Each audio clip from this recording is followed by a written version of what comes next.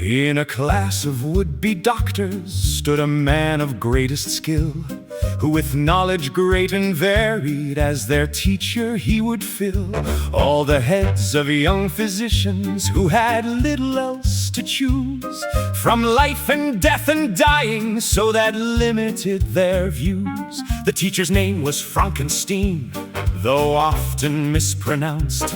The students called him Frankenstein, though correction was announced. Had a granddad who was known quite well for things a bit unnerving, whose work was of a different bent, whose crimes were most deserving of a reputation shady and a little bit morose, a career of dark and weighty and undoubtedly quite gross. This teacher had to live that down, and none of it his fault. He had to prove his honest worth, put rumors to a halt. So here he stood among the students, serving as their proctor. His proclamation: I'm no mad scientist, I'm merely just a doctor. So as the fates would have it, he inherited the work begun by dear old Granddad, who had more than just one quirk. Old Granddad was a scientist who toyed with death to life, and who often found dead bodies underneath his surgeon's knife. No animation turned to life, a body reawakened. A town of simple people with that knowledge all were shaken. Such weird abomination by a physician of great skill left them wondering and worrying, who's next? His freshest kill. Oh, Frankenstein or Frankenstein, it really doesn't matter. The stranger things that family did are the subject of this patter. Their strange, distorted doings were severely quite bizarre, and their choice to try creating life from death is where we are.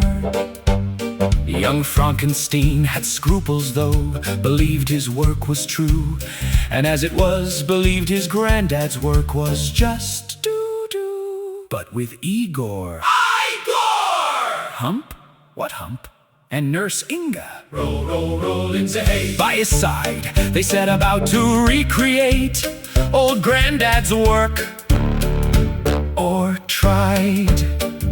All the while the old housefrau, who watched from secret place behind the bookcase, always hiding in that musty place where old Granddad kept the notes on what one had to do, what only God should be allowed, and if he wanted to.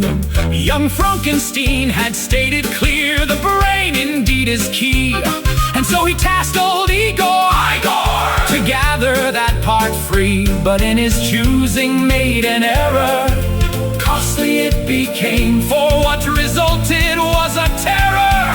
The monster was its name. It's alive! It's alive! How Frankenstein was pleased, but the damaged brain just didn't work. It's sadly just diseased. A monster of this size, who indeed was glad to live, required just to keep it calm a heavy give. Sedative! Give! Frankenstein or Frankenstein, have you done what you should? Created life from pieces, parts, and all because you could. But was it wise to try to do what never should occur, to raise from death to life again, but not from who they were? Yet you've created something that you simply just can't handle.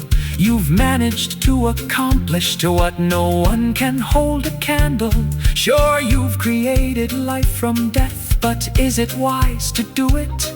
and others will assess your work the minute you preview it. And you'll be called to prove that doing what you've done is good. You will be tried for doing this, and not just that you could.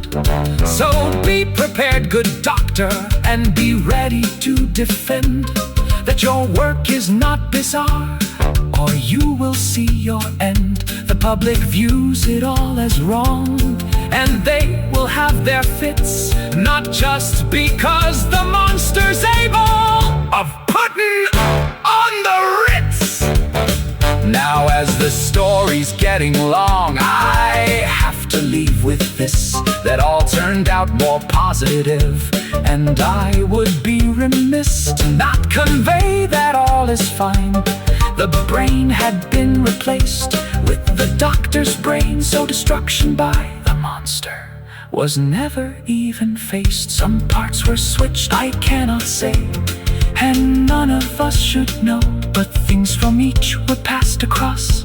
But it's best to let that go. The story ends and all was good. Let's raise a glass of wine and toast the good young doctor who became young.